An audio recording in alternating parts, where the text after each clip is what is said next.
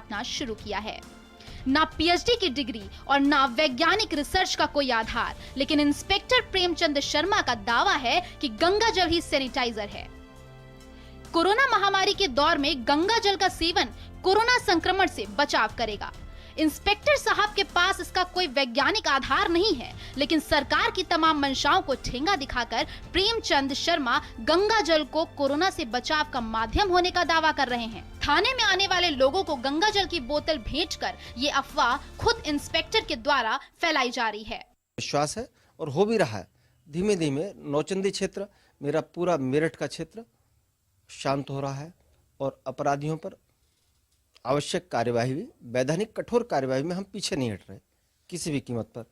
ये बिंदु, ये भी इससे हमारा परिमार्जन हो रहा है, सुधार हो रहा है, लेकिन जहां आवश्यकता है वहां अपनी कठोर वैधानिक कार्यवाही से भी हम पीछे। हैरत की बात यह है कि सरकार कोरोना से जुड़ी भ्रांतियों को दूर करना चाहती है, लेकिन इंस्पेक्टर साहब गंगा जल को कोरोना से मुक्ति का साधन मान बैठे। बीते दिनों इंस्पेक्टर प्रेमचंद ने चंदन के तिलक की महत्ता बताकर थाने में आने वाले फरियादियों का चंदन से तिलक शुरू कर दिया था।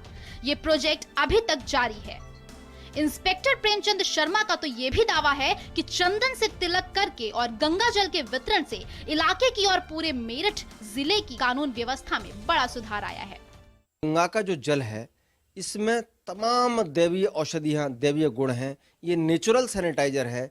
इसका इस्तेमाल करने से निश्चित रूप से जो कोरोना का संक्रमण है उसमें रोकथाम होगी। जिले के कप्तान से लेकर आईजी और एडीजी तक कानून व्यवस्था को लेकर सड़कों पर पसीना बहा रहे हैं, लेकिन कानून व्यवस्था में नियंत्रण का श्रेय खुद इंस्पेक्टर प्रेमचंद और उनका तिलक चंदन लूट रहा है।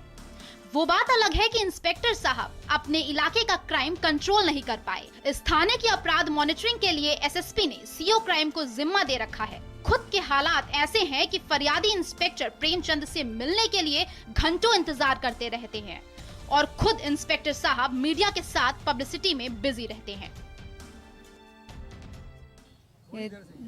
1 घंटे से आ गए सर? हैं सर, हैंगे पर काम में बिजी हैं, कह रहे हैं 10 मिनट बाद दे देंगे फोन। मिलना है तो सर रुद्र प्रताप जी हैं, उनसे हमें वो लेना है अपना फ़ोन, मिसेस इसकी छोटे वाइफ की बात। कब से बैठे हैं सर? 1 घंटा तकरीबन हो गया, करीब 1-1.25 घंटा।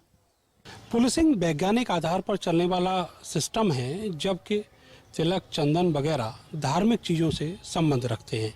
ऐसे में क्या कानून व्यवस्था को इन सब टोटकों से कंट्रोल किया जा सकता है? ये अपने आप में एक सवाल है, और अगर ऐसा मुमकिन है तो उत्तर प्रदेश के डीजीपी को इंस्पेक्टर साहब की इस प्रेरणा को स्वीकार करना चाहिए और सिस्टम में तिलक चंदन और गंगाजल का समावेश करना चाहिए।